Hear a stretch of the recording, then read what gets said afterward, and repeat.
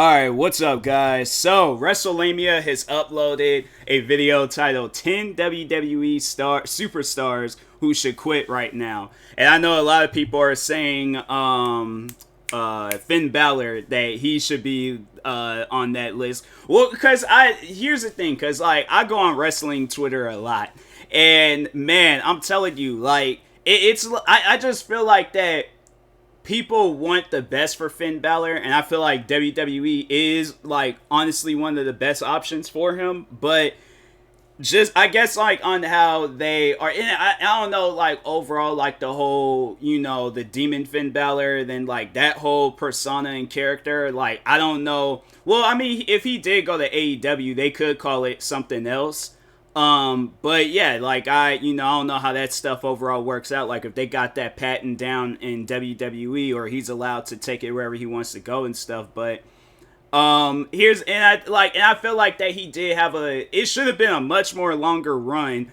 His whole rivalry with Roman Reigns, that should have been a lot longer and stuff, or at least should have been like a WrestleMania match, or like just in my opinion and things. But yeah, I just think, maybe if they booked him better and things, and not having him lose to Austin Theory, I honestly think that they could, be doing some good things with them. But yeah, I just think that, how they're booking him and, in the show and stuff, it's like, I think that's probably one of the main reasons why people are like, nah, he gotta, he should, not he has to go, but like he should go so, he could get better, situation with other companies. But now let's see what other superstars should be on this list. But yeah, guys, if you haven't, make sure you go subscribe to WrestleMania for more videos like this. But anyways, there are a number of WWE superstars under contract that WWE are really failing to utilize right now.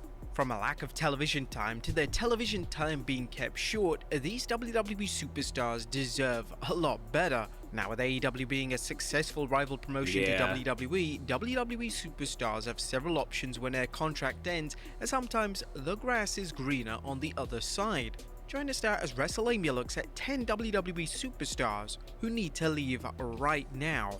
Be sure to subscribe and hit that notification bell for daily wrestling videos, and follow us on Facebook for exclusive lists. There's one I don't know if they'll be on this list, but there's 10, one that I got Roderick in my Strong.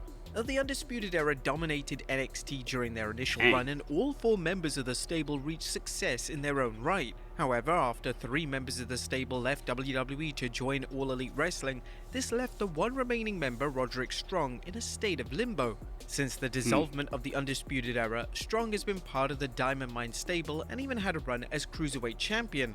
Unfortunately, the Cruiserweight title would be unified with the NXT North American title in early January 2022. Now, this meant that the Cruiserweight division was no more. Since then, the talented Strong has struggled to find a meaningful place on the card, and he's even worked the NXT UK shows as he was failing to be utilized on NXT 2.0. It may be in Strong's best interest to leave WWE and join Adam Cole, Bobby Fish, and Kyle O'Reilly in All Elite Wrestling. Number 9, Shayna. There probably would end up. I see that happening. I see if he does, if his contract does expire, and that's that might be the reason why he's still with the company. But if not that, then they're gonna have to do something, because if he does go over to AEW, I didn't even realize he was with those guys. Because I was like, I knew that the 3, Adam Cole, Kyle O'Reilly, and I honestly, I can't even think of the other guy's name. I had just started getting into NXT, like, when they started back showing it on TV and stuff. I hadn't watched NXT, like, prior before, when it was, like, on the WWE website and the network and things. But anyways, but I do see that where it's if he does go to if he does leave WWE, he probably will end up going to AEW. But anyway, Baszler. When Shayna Baszler made her main roster debut in 2020, she's doing like tag team champion stuff now. So she was set for a high-profile match with Becky Lynch at WrestleMania 36, but the main roster fans struggled to connect with Baszler's work. Plans for her to win the Raw Women's title at WrestleMania were immediately scrapped, and she would gradually move down the card. Baszler is now barely featured, and she spent most of her main roster run in a lackluster tag team with Nia Jax. Shayna has so much to offer, and it'd be great to see her utilized in a meaningful manner. If WWE has no set plans to feature Shayna, the two should cut ties. She would definitely be welcomed in various North American-based promotions, and she would add instant legitimacy to any women's division. Number 8, Shelton Benjamin. Since rejoining WWE in 2017, Shelton Benjamin has mainly been used as an enhancement talent. This was until Benjamin joined forces with MVP Bobby Lashley and Cedric Alexander to form the Hurt Business. The stable was universally beloved by fans, and the stable eventually broke up as it was reported that Chairman Vince McMahon wasn't a fan of Shelton and Cedric. Shelton is an incredible talent that is mainly used on WWE. It's like, wasn't a fan, it's like, fan. I'm confused by that one. Like, nah, it's at times like when I hear these like reports, I'm like, nah, I gotta hear it from like themselves and stuff, like from Vince McMahon's mouth. Like, how could you not be a fan of literally some of the most like talented wrestlers on the roster? Nah, man, I'm confused by that. Like, Shelton Benjamin, when Shelton Benjamin came back, I was like, oh, wrestling's about to be lit. Now, I'll admit, he ain't getting the TV time he deserves, but I don't know, like, a part of me wants to think, maybe that's just me being naive to the situation, like, there's probably some, like, real legitimate stuff going on there, but I'm guessing maybe they're hiring him on to just kind of, like, teach other wrestlers the ropes, and then have him get some sort of TV time and stuff. But if not that, then yeah, if he does leave, I'm like, yeah, that's, maybe Impact, or AEW, you never know. But I don't know, I don't see him going to AEW. Like, it's just a part of me is like, maybe it could happen, but I don't know, I see him more of an Impact. I think he did spend some time, I don't know, but he might spend some time in Impact. But WWE main event. It's about time that Shelton receives the respect that he's earned and is finally treated better in WWE. Shelton would be welcomed in promotions such as AEW and Impact Wrestling, and hopefully they would present him in a manner fitting for the gold standard. Number 7, Cedric Alexander. Speaking of the Hurt Business, Cedric Alexander is a superstar who has so much to offer, but WWE just won't allow him to show it. Cedric was one of the stars of 205 Live, but since he moved to Raw, it's clear that WWE have zero plans to present him as a major player. Even during his days in the Hurt Business, it was clear that he was the weak link in the group, and with Vince McMahon's reported dislike of Cedric, it's unlikely he's ever going to receive a major push, or at least a decent one at that. Unfortunately, it looks like Cedric is going to spend his days chasing around the 24/7 title, a title that he's won 3 times on the main roster. Cedric could add so much value to another company, and it may take Cedric leaving WWE for them to finally see what great potential he had. Probably. Number 6, TBar. I know this. I haven't seen this guy in a while. Called up to the main roster, fans were really excited. Dijakovic was a tremendous pro wrestler, and with his size, he should have been a perfect fit for Vince McMahon's taste. However, WWE decided to put him in a strange mask, change his name to TBar, and put him in the infamous Retribution stable. The stable flopped hard, and once it dissolved, TBar would team up with Mace before beginning a career as a single star on the main roster. Like, when they had them, when they were just, these guys, like, going around destroying everything, hacking the system and all that, I feel like that was solid.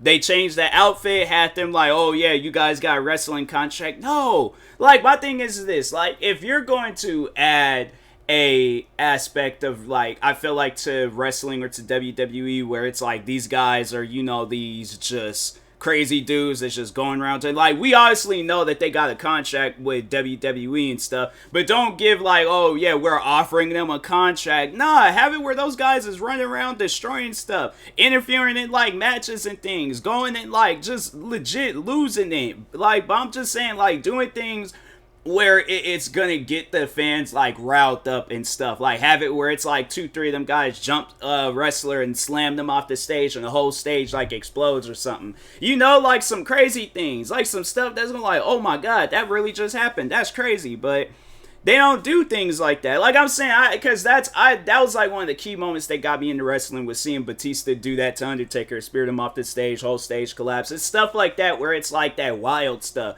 that outlandish stuff. It's like, that's what's going, I feel like that's what'll get a wrestler, like, the like riled up fans, the title matches, the crazy matches, because like you never know what you're gonna expect from them. So that's why I personally just think you guys just gotta do more wild things with them. Obviously, make sure their lives are safe and stuff, but yeah, but just do like the wild and outlandish stuff. It's never been made clear why TBar is still using the horrendous name and why he's wrestling in a completely different style, but it's an utter waste of an incredible talent. Main event still a TBar is thing? now defined as an enhancement talent and is predominantly featured on WWE Main Event, aka WWE's Abyss. If he ever appears on Raw, it's to put someone over, and unfortunately, WWE has completely destroyed all credibility he has both as a character and as an in-ring performer. Number 5. Paige. Yeah, I can't remember the last time I seen Paige. Like they say, I think there's like she's like a brand ambassador or something like that. She does some behind the scene work, but other than that, yeah, she I don't know, like if she's medically cleared, they need to just go ahead and just let her wrestle. But I don't know, maybe they waiting for a special time, special moment and things, and then they'll give her, you know, her TV time back. But yeah, it's like I see, you know, occasional posts on social media. Wasn't she streaming at one point? Maybe she still is streaming, but I don't know. But anyways. 18, Paige announced her retirement from pro wrestling. She had serious neck damage and it simply wasn't safe for her to continue an in-ring career. Nevertheless, WWE allowed her to continue being an on-air character as the general manager of SmackDown. This was a role that Paige excelled in, and she was a welcome change of pace when it came to the presentation of where she come back as that or as a manager. Once her stint as GM was over, Paige began to manage Kairi Sane and Asuka on the main roster, but sadly this didn't work out, and the association quickly ended. Paige is still under WWE contract, but she made her last appearance on WWE television in 2020. It's clear that WWE has no idea what to do with a former NXT and Divas champion. I forgot about that. I was thinking they were gonna. It was like when she announced, or like prior before, because she wasn't doing that manager stuff when she was before or during the pandemic. So, dang man, that's crazy. Could offer so much value with an on-air presence, even if it's doing something such as managing a brand new female talent. Yeah. Number 4, Mustafa Ali. Well, I did hear that they were that they might have something in the works for him. I don't know, but yeah, he doesn't even want to be with the company no more. So that's the crazy thing about it. Fantastic pro wrestler. Ali has shown time and time again during his time in WWE that he can work with anyone up and down the roster and have terrific matches with them no matter the circumstances. Ali is insanely frustrated with WWE, and this led him to requesting his release from WWE in early 2022. The release request was outright denied by WWE, and consequently, he hasn't been featured on WWE programming for months. It was reported that Ali and Vince McMahon had a heated argument in relation to Ali's character direction, and Vince wanted Ali to do a storyline which Ali would have never done. It was never explained what the storyline was, but it was rumored to be something tasteless and inappropriate. As WWE without a doubt needs to release Ali and allow him to spread his wings. Ali would be a tremendous addition to any wrestling company, and whichever company eventually ends up with Ali under contract is extremely fortunate. Number 3, Asuka. Asuka is one of the most successful. I know, like what happened to her?